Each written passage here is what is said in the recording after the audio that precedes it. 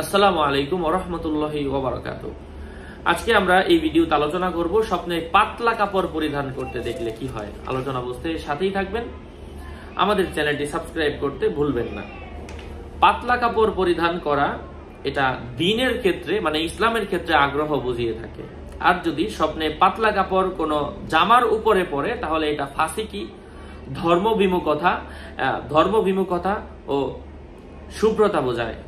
যদি তার কাপড়ের নিচে এমন পাতলা কাপড় পরে যেটা উপরের কাপড়ের সমমানের কিংবা উপরের কাপড় থেকে উন্নত মানের, তাহলে সে প্রচুর মাল সঞ্চয় করার আলামত বুঝতে হবে।